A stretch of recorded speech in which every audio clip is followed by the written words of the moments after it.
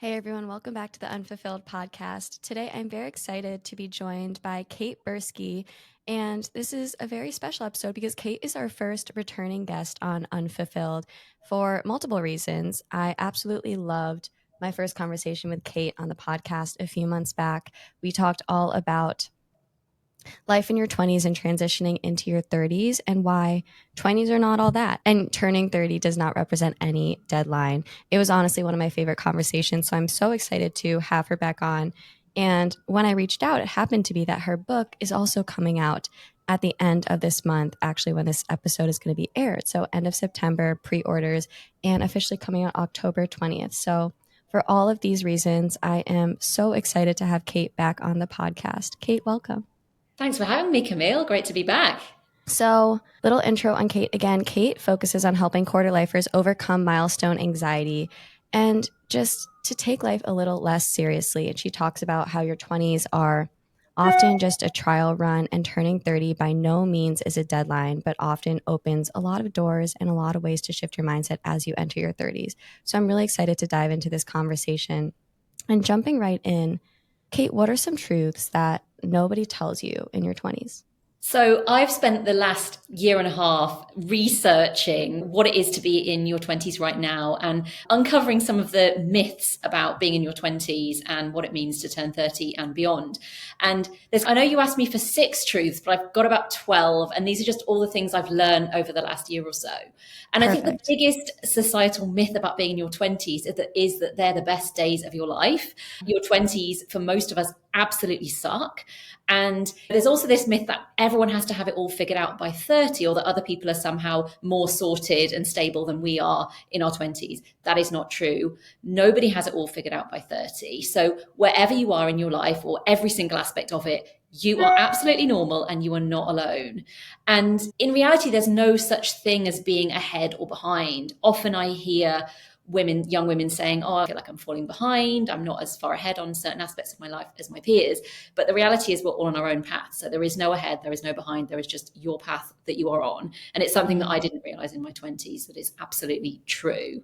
And I think you'll find your own path faster by looking in instead of out for validation and inspiration. So the biggest mindset shift that happened to me post 30 is I stopped looking to other people to define what success looked like and validate me. And I started looking inside and I got a lot happier, more satisfied, and I found my path much more quickly. I love that. I think we're on about number 6 now. And this is so important when you're in your 20s. Everything is temporary, especially your feelings. So however you're feeling right now, even if it sucks, this is not going to last. This too shall pass. It is completely true. At the same time, we started off by saying your 20s actually suck a lot of the time. And at the same time, that's part of life. And it's all the kind of missteps and the perceived failures. That's all part of being in your 20s. It is not the time to be locking things in. It is the time to be exploring, experimenting, and trying things on so that you can commit to the right things at the right time and not too soon. So I think trying to shortcut the shit bits really isn't the way. I think just going through it, the only way is through it, basically, when you're in your 20s. And I think the other thing, number 8, is when I was in my 20s, I felt really uncertain. The overriding feeling was uncertainty. Everything was up in the air. I don't know where I'm going with any part of my life. And I used to see that as a real source of anxiety. Now I see that uncertainty can really mean opportunity. The 20s are the decade of opportunity. And if you can try and be positive and open-minded about all of that unknown, unwritten future, you will have much better time. And number 9 is 30 is not the deadline. It is the start line. It was for me. It is for almost every successful woman I've ever spoken to, and I've spoken to many over the past couple of years. 30 is not the deadline. It is the start line. And your best day, if you're in your 20s, your best days are still ahead of you, I promise. It just gets better. Life just gets better. And you have so much time to get your act together. You don't have to have it all figured out. Just do it one small step at a time. And the other thing is, I don't think life turns out as expected for many of us. It certainly didn't for me or anyone I've spoken to, but it can actually be better. And I'm here to help people see that it can be better. Gosh, I love so much of that. I don't even know what to touch on, but see, this is why I had to have you back on. And what I love about our conversations too is we both had very similar purposes for starting your book and your community versus the Unfulfilled podcast. But the beauty is I love hearing your perspective because you're looking back in retrospect from life in your 20s, and I'm going through it. So literally every single thing that comes out of your mouth just resonates so much with me, and I'm just so appreciative of it. And it's also great timing because when you spoke about the idea that life is to be experienced and we're supposed to just be living life and learning lessons and experiencing things in our 20s. Tomorrow I'm actually leaving on my first solo trip to Europe, and Yay. I'm very nervous and excited because there's so much uncertainty, and you also spoke to uncertainty. And so you honestly just gave me such peace of mind that uncertainty is good and it's just about experiencing and there's no right or wrong. But I think my favorite thing that you said out of all of that is just to embrace the difficult feelings and embrace the uncertainty, and also just turning inward to figure out what we need and to not compare externally, because I think that's really the downfall for a lot of us, especially when we don't know what direction to go. We turn to others. So Thank you for sharing all of those. What are 5 things, or however many things that you have, that our society needs to rethink? So much, and I always over deliver. But yeah, I think there's so many in the course of my research, and there's kind of 2 parts to the work I do. It's my book that's coming out is called 30 Phobia: Why Your 20s Suck and How to Get Unstuck. So some of what I share is why your 20s suck. This is why it's so hard, and this is why you shouldn't believe all the lies that people tell you. And then the other part is how to get unstuck and all the mindset hacks. So this is probably on the kind of the sucky side of things, but it's about the things that society needs to rethink. I think society gets so much wrong. There's so many outdated milestone myths that I am very keen to challenge and bust. And the first one is about deadline dating. I think really the focus is not on meeting a deadline when it comes to making decisions that affect the rest of your life, like a life partner. It's not about meeting the deadline. It's about meeting your person. And if you can make that shift of I'm going to meet the right person at any time instead of any old person right now, honestly, you will have much better, more fulfilling relationships. And number 2 is milestone mentality. I think our society is so milestone orientated, whether it's those big ticket items like having a baby, buying a house, getting married, getting a pay rise, those big milestones that we all are pushed into striving for. I think for me, a massive shift that needs to happen is less focus on milestones and more focus on the kind of the process and the small steps that it takes. Because if we constantly throw milestones in people's faces, we say, if you haven't achieved these, you're failing. We say these are the only things to strive for and this is the only definition of success. And that doesn't fit for a lot of people. So I want to help people make the shift from milestone mentality to process thinking. Where do I actually want to go? What's the kind of general direction I want to move in? What are the things that make me feel good and fulfilled? Let's make some small steps in that direction. And then we can redirect if we want at any time. And that brings me to my third one, which is success. I have so much beef, as we say in the UK, with societal definitions of success. It seems like we're offered up one definition, which is for women having all the things, having it all, the career, the family, the man, whatever else, the white picket fence. But also the idea that success is an end goal. And often when we introduce people, we list accolades, don't we? Like this qualification and these kind of many followers and all the achievements, the end goals. But actually what I've learned over the course of my life is success is not an end goal. I've had a lot of objective successes in my life. I sold a company, I became very financially secure, all those kind of things. But that isn't what made me happy, actually. When I felt successful, I feel much more successful than I did 2 years ago when we sold our company. And it's because I'm really doing work that feels really aligned with me and I feel really purposeful for the first time in my life at the age of 40. So it has taken me time. But yeah, I think success is a feeling and it is not an end goal. So we need to redefine that. And then number 4 is singular life paths. I think we're sold a very traditional, as women, life path, a very sort of expected order of things and a kind of list of tick boxes that we're expected to move along through our life. And that isn't relevant to all people. And it isn't desirable to all people. Not all women want to get married. Not all women want to have children. Some women want to stay home. Some women want to go to work. All of these choices, all of these life paths are perfectly valid. I hate the judgment that it befalls women who make any of these choices in any direction. We really need to challenge that. All choices are valid. And the final one is, and we touched on this earlier, it's about external validation. I certainly was incredibly focused on external validation when I was in my 20s. Now I'm entering my 40s. I've been through my 30s. I've realized that real life satisfaction. So I think that is a massive shift. And it's so difficult when you're younger because you do tend to, when you're feeling uncertain, like you said, you do look to other people to see what's everyone else doing and where's everyone else at and comparing yourself to them. But it's only by doing things to your own satisfaction and following your own sort of aligned path that you find real happiness. So I hope everyone can make that shift.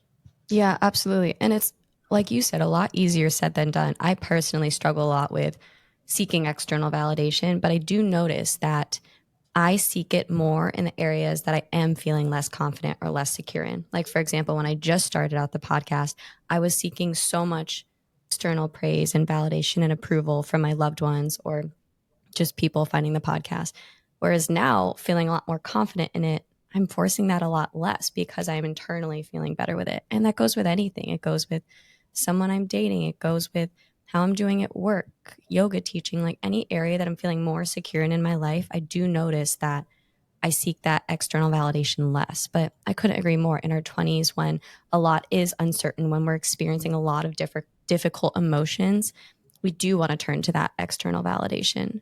And Yeah, so, exactly. And your point is that the only way to build confidence is through competence. So naturally, the yeah, more you practice something, the better you get at it, whether it's meeting new friends or doing the tech on your podcast or writing or taking photos.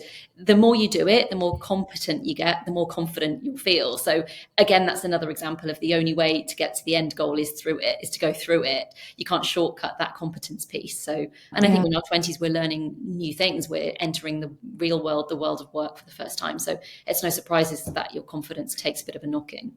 Absolutely. And touching again on your idea of shifting to the process, what if we normalized a part of the process being feeling uncomfortable in not knowing what you're doing and feeling less confident in things in the beginning? Like, that's all just a part of the process that I think we should embrace in whatever that we're setting out to do, because the beautiful thing is when you push through that, that's how you grow. And I think that's where you start to get fulfillment through the process. You can't just like skip the part that's difficult, because then the process is a lot less satisfying and fulfilling. Exactly. And it's actually been proven by real life and by research that we get much more fulfillment and satisfaction from working towards our goals than when we actually achieve them. So remember that Right. you actually have to be doing something you really enjoy and find purpose in, because it's not just about racing to the end goal. Absolutely. And as you mentioned, you've made it to that quote unquote end goal that a lot of us are seeking because society is telling us to, is okay, financial success, establishing a successful company, like all of those things that so many people are striving for. You literally just said, I had that. That's not what fulfilled me. And you hear countless people who've had their own success say the exact same thing. And so I think that's also really inspiring, an important message to learn in these early stages, is to not just seek that, because after years of just seeking that, when you finally get there, if there is even a there, I think we're all going to realize, oh, that actually isn't where the happiness and fulfillment lies. Yeah. And a lot of us, whether you're in your 20s, 30s, whatever stage of life, we often live in this I'll be happy when space. We live life in the waiting room. And Yeah, that isn't what life is about. You have to live life now, because we never know what's coming in the future. absolutely. Yeah, and as you said before also, which I so agree with, life never turns out as you think it will. So if you're waiting for a couple years when life is going to look exactly like you think it will, with a perfect fence and husband and all that and career, it won't. And so what's the point if you're not enjoying the day today and not enjoying the process? I love all of those. Okay, I'm excited to keep going. Okay, what are some emergency mantras to transform any situation? Yeah, so I think as much self-work as we can do, there are always going to be those days for all of us where life just isn't going to plan, where you just have this like crisis of confidence. And I even use these on myself. I've got hundreds of them. I'm going to print as many as I can in the book. But some of the ones I'm telling myself all the time are things like, this is temporary. This feeling is temporary. I feel terrible right now, but it's not going to last. So this is temporary is one I use a lot. Another one is, I embrace the process. And another one related to that is, I am collecting experiences, not accolades. So if you see all your experiences as good or bad, as positive, as things that you're collecting, that is the goal, to experience things. Makes you see things in such a different light. Another one, uncertainty means opportunity. Anytime I feel uncertain, I'm like, wow, this is actually really exciting. I don't know what's going to happen. How cool, how fun. This is one I learned from my entrepreneur days. It's not a no, it's a not now. So those are for the situations where you get knocked back for a job or a date doesn't go well. In all those situations, it's not no, it's not now. The timing's not right. That's fine. Also, I think I often stop and pause and say, look how far I've come. And anybody can do that. It's easy to focus on the things that you haven't yet got or the things you haven't yet achieved, but you have come so far. So celebrate those little inch stones along the way. What else? We said this before. I can't be behind because I'm on my own path. There's no ahead, there's no behind, there's just my path. And this one is so true for me and so true for so many women. The older I get, the better my life becomes. Yeah. Ugh, I have the biggest smile on my face. Those are so good. And it is crazy how we feel about every single thing in our life. I've realized is 100% dependent on our mindset. It's all about the perspective we choose to have on our experiences and on our life. Maybe this is cliche, but we can choose to see the glass half full or half empty. And that's all it is if you're stuck in the half empty mindset, how can you see it as a half full? How can you see that uncertainty as exciting rather than scary? How can we see as shift being behind as no, I have endless opportunity to take my life in whatever direction I want to. So I absolutely love that the whole second part of your book is just all about mindset, because that's really just what it comes down to. Yeah, it really is. And when I set out with the 30 Phobia project, I touch on so many different parts of life, from finance to relationships to friendships to career to mental health. It's so broad. And initially I thought, how can I be an expert on all of these topics? But and how can I give advice on all of these topics? In reality, though, every part of life, as you say, is affected by your mindset. So the uncertainty you feel in your career, there are actually approaches that you can take to any aspect of life which are going to improve all aspects of your life. So you're absolutely right.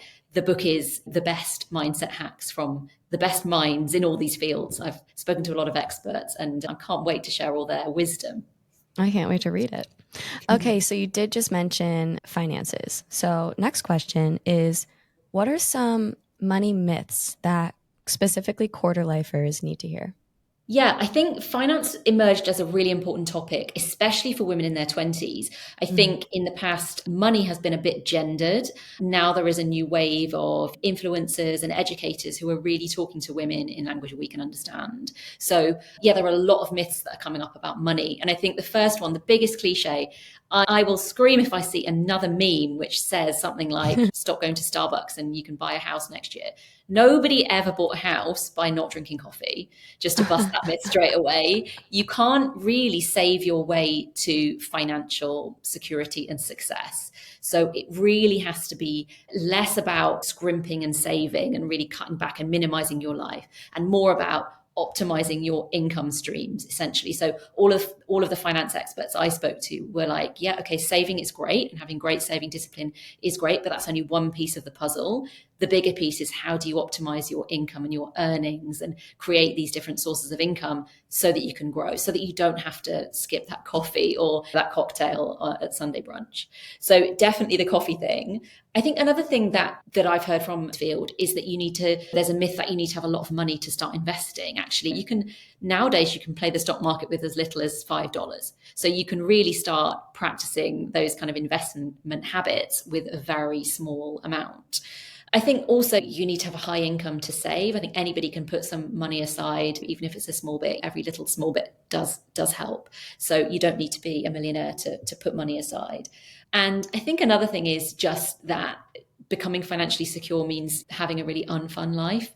I don't think that needs to be the case. I think especially if you take this like multi-pronged attack to becoming financially secure, saving where you can, having a really clear financial plan, knowing your money, what's coming in, what's going out, looking for ways to increase your income, looking for alternative income streams, ideally developing passive income streams being the holy grail of income. There's so many different ways. I think it's literally just starting by becoming aware. And also when it comes to mindset, I think one thing we don't always think about is we think of money in quite a rational way often. And what surprised me when I spoke to the financial educators is a lot of our money behavior stems from our money mindset and our emotions around money. So there's so much research about emotional spending. So I think I definitely am an emotional spender when I am tired, which happens a lot because I have a small child. That is when I'm getting on the like online shopping, and that's when I'm clicking and filling my basket. And it's so easy nowadays because of online shopping. One click and you can spend thousands of pounds without even thinking about it or getting out of your pajamas. So I think understanding your emotional triggers and getting a handle on that and trying, I think one of the experts told me that if you feel triggered to spend and you're trying not to spend, replace that behavior with something else, because often it's not about the thing you're buying, it's about the emotion you're trying to fulfill. So if it comes to wanting to put things in your basket, maybe it's time to go for a walk, or maybe it's time to go to the gym, or maybe it's time to make a cup of tea and walk away. Other tips I've heard include put some things on a wish list and then come back to it in 3 days. And if you still want that thing, then you really want it. But 9 times out of 10, you didn't want the thing. You just wanted to make yourself feel better for some reason. Right. Yeah. Those are all awesome. And it is interesting. There's the people in the bucket like, okay, I have a problem with spending and I like to spend too much. And then there's the people on the other end of the spectrum where they feel uncomfortable spending it all and feel like they need to save every penny. And I think specifically talking about our lives in our 20s, going back to this idea that we're supposed to be experiencing life and learning and living and doing our thing, that equals spending a lot of the time. I tend to stray towards the end of, I do like to save a lot and feel secure, and I get nervous spending too much money recklessly. And so again, going back to this trip that I'm going on tomorrow, like part of me felt a little uncomfortable doing that because I'm like, oh, is it stupid to go on this trip and spend all this money? And with your coffee comment, now I can go buy all the coffees and spritzes I want because that's not what's going to buy me the house at the end of the day. But I think ultimately it's a great reminder that if we're going to experience our lives fully in our 20s, that's going to mean spending and finding that balance of, okay, we can put some money away, but how can we spend our money in a way that we value and be thoughtful about it? You know, not thinking that it's the end of the world if you spend too much or if you aren't saving as much as you hope to right now. Exactly. And I think one thing that people in their 20s are not given enough credit for is the fact that they have been genuinely dealt a more difficult set of financial cards than previous generations. Even when it just comes to house prices, for example, the baby boomers, they had really cheap housing, right? It was the ratio of their incomes to the cost of the average house was very low. So houses were more affordable then. They were hit with higher interest rates down the road. My generation of millennials, we had expensive houses, much higher ratio of income to cost of housing, but we had low interest rates. The current generation of people in their 20s and 30s now, they are having both. They're having the worst of both worlds. Super unaffordable housing, which is really unavailable as well, and super high interest rates. So that combination makes it almost impossible to get on the housing ladder. So it really frustrates me when all the blame for financial insecurity is placed in the hands of the individual. It is a societal, situational problem. It is not an individual problem with spending too much in Starbucks. Yeah. That's my favorite one, I think.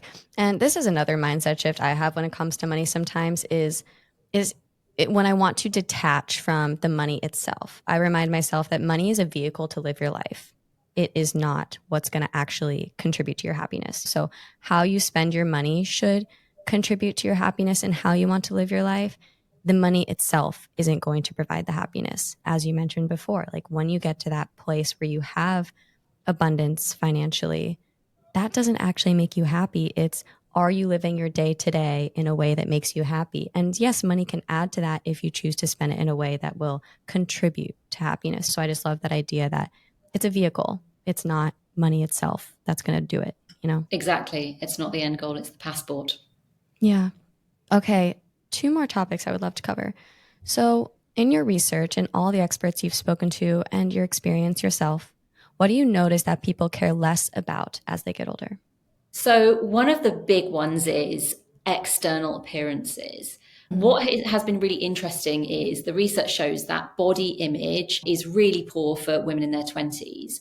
The women who have the highest self-esteem and the best body image are in their 50s and 60s. So even though objectively you might say as we get older, we get wrinklier, we get fatter, whatever, however else our physical appearance changes, we actually get a lot happier and more comfortable with our appearance. We get a lot less focused on our external value and a lot more focused on our internal value. So my advice would be focus on, if you're feeling insecure about your appearance, just know that that is not what matters. That is not what people will remember you for. What they'll remember you for is your enduring internal qualities and characteristics, your loyalty, your kindness, your curiosity. They are the things that matter. And as we get older, we place much more value on those things. So if you can make that shift earlier in life, you are absolutely winning.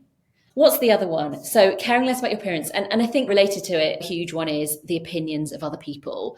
I never have had more responses to an Instagram post as when I say things like, what's the thing you care less about now that you cared about in your 20s? And almost everybody says things like the opinions of other people. I think we're so affected by other people's expectations and opinions and perceptions when we're younger. And letting go of the weight of other people's expectations is the key to happiness, because you can't control what other people think and feel and do. You can only control how you feel. And it's far better to, as we said earlier, validate yourself, do things for your own satisfaction than to seek external validation and approval. And that's a shift that happens naturally, I think, over time. And we get better at shifting to the internal focus. But again, if you could do that earlier in life, you are really, really smashing it. Yeah, I love both of those. And I love how they're both related, because ultimately when we get more confident in who we are as we get older, as we experience more of life, we are going to seek less of that external validation and like just give less of a shit about like who that is going to project their judgment onto us, you know? And I think it's easy to believe when you're younger that life gets worse with age. You see these people and they're looking older and slower and whatever else, and there's a lot of judgment about it. But when you speak to people who are over 30, 30s, 40s, 50s, 60s, 70s, 80s, you realize that life actually gets better with age. Even the data shows the happiness curve, that your happiness literally takes a dip in your teens and 20s and only starts to rise when you're 40 plus. That doesn't correspond with what society tells you about the best days or when you're the most beautiful or desirable. Actually, life gets better with age. You get better with age, you get happier, more confident, more secure, more interesting, more wise. We need to celebrate these good qualities about aging much more. Absolutely. Our society does have it so backward. Like literally the fact that the data shows that the happiness is lowest in those years, but society is telling us like, live it up now in college in your 20s, because after that, it's just downhill from here. It's like, that's the message we're constantly being fed. And I couldn't agree more. It's so important to shift the narrative and talk about, no, like the older you get, the better it gets, because you have a better mindset, you have more experience, and you're just more confident in who you are. So I absolutely love that. Exactly. Last but not least, why is the word should a red flag, and why should we stray away from that?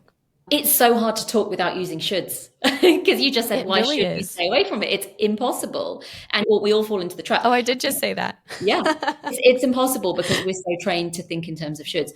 My issue with the word should is it usually indicates an external expectation, someone else's need, someone else's idea of what you ought to be doing, and not your own. So I think if you are struggling with something, I really should be married by now, I really should be earning more money by now, I really expected to have this, that, and whatever by now, challenge yourself to think, is that something that I genuinely need to be happy and fulfilled? In which case, reframe that as I need or I want. I need to be married. I need to have a child for these emotional reasons in me, and they're perfectly valid. If you can't reframe that, if it ends up being like a should, like, oh, actually, the only reason I'm saying I should be doing this, and I went through this in my late 20s, the only reason I should be doing that is because other people expect it. My parents expect me to have a baby. Everybody else expects me to have a stable job and not go out and start a business and all this. If you can't reframe it as your own internal want and need, then it's probably coming from someone else. So try to let it go. Yeah, that's so true. We need to be the advocate of our own lives and our own happiness. So I couldn't agree more. But I literally, in my question to you, included should. So it is just such a word that's ingrained in our vocabulary on a day-to-day. I'm so sorry for the dinging, by the way. I thought I'd switch. Don't worry. I don't think everyone's too focused on our conversation even here. Kate, do you have any final advice for anyone afraid of nearing 30 or turning 30? Yeah, I think we've covered it really.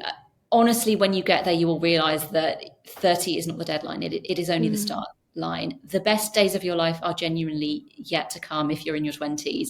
It is going to get better. I'm so excited for you. Wow. I feel so inspired, and I'm smiling if you can't see me right now. But Kate, thank you so much. I absolutely loved our conversation. And I'm so excited to read your book, which is going to be on pre-order by the time this episode comes out. So could you give us those details one more time for anyone who's interested? Because I think everyone is going to want to read this after the episode. Yeah, so my book, 30 Phobia, Why Your 20s Suck and How to Get Unstuck, is going to be out on the 30th of October. It's available for pre-order from the 20th of September, so should be available now.